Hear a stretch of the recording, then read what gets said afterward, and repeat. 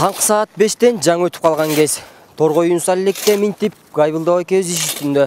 Биринчиден акча таап, өз үй бүлөсүн бакса, экинчиден жол тазалап, сооп иш таап жатканы кылып аткан ишинин үзүрү десек болот. Эфирде Эмгек жолу программасы, сиздер менен мен Бакыт Бекболсунов, саламатсыздарбы? Алгач Гайбылдабай кез менен амандашып алсак. Ассаламу алейкум, Гайбылдабай. Ва алейкум ассалам. Ишиңиз келип болсун. Гайбылдабай, биз мына буяка бир 5-тен 40 мүнөт өтүп калганда келдик. Сиз буга чейин канча убакытта биякта болдуңуз эле? Саат 4-тө келем. Кээде 4:30-да келем. Себеби кар жаган убакта эртелеп чыкпасаң, тротуар, жол тебеленип калат. Что тоң калбас үчүн эртерээк баксак биз өзүбүз үчүн пайдада. А кеч калсаң, тротуар тебеленет, жол тебеленет, тоң калат. Анда биздин жумушубуз көпкө болуп калат. Ошон үчүн биз эртерээк өзүбүз үчүн күйүп келебиз да. Элдин баары башка ушу жол тазалагандар деле ошо 4:30-да чыгабы же андан да эрте чыгышабы? Өзү негизи контордо, тазалыктын конторуда 6-дан жумуш башталыш керек негизи. А биз ага карабайбыз. Себеби биз өзүбүз үчүн эртерээк келсек, жайында чаң жол, тротуар чаң. Что элге мушайт этпес үчүн ал кезде деле биз саат 5-терде 6-ларга жакын келебиз. Себеби күн узганда элдер тиги мынтип жумушка жөнөгөнчө биз тазалап салышыбыз керек. Элге мушайт этпей, эл бизге мушайт этпеш керек.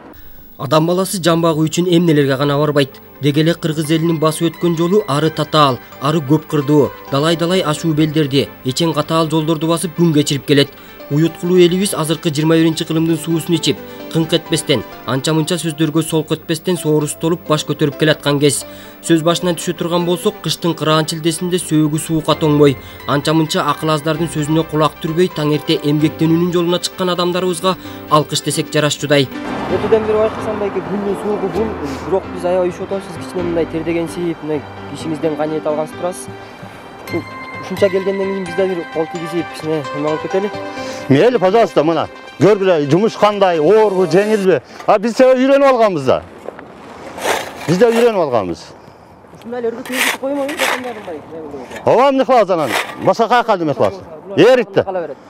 Ооба, тротуарда бул эл басыш үчүн тазалап коебуз. Чтобы элдер тайгылып жыгылбасын.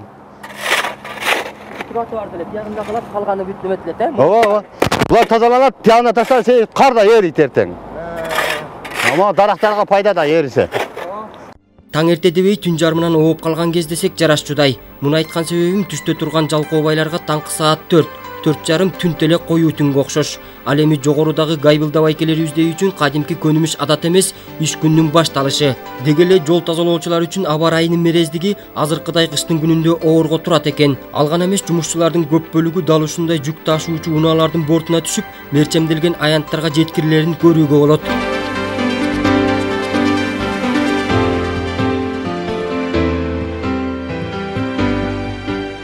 Дегеле ушул жаштардын маданияты кандай ушу тазалык боюнча? Эми жаштардын маданияты эле мен мисалы эми жаштарды деле көп неме кылбайм, эми менде деле бала бар, кыз бар. Элдин маданияты төмөн.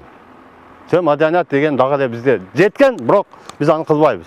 Себеби биз кыргыздар ушундай. Жүрүш туруш маданият. Мисалы үчүн монда отурат 4 бала, 5 бала сигарет чегет, семечка ташташат. Айтсаң, байке силер сыпырасыңар дейт.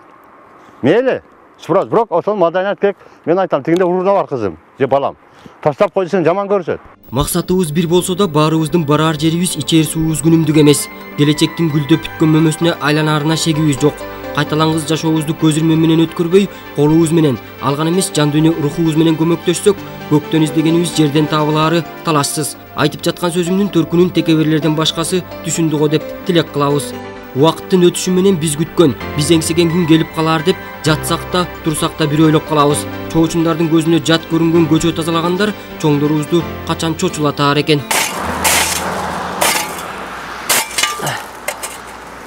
Адам ойго, бөрү койго тойбойт деген элибизде жакшы сөз бар. Жаратканыбыздын берген рызкысына каниет кылсак, тапканыбыз берекелүү, жегенибиз аш болот экен. Эмки көрсөтүүдөн жолугушканга чейин аман болуңуздар.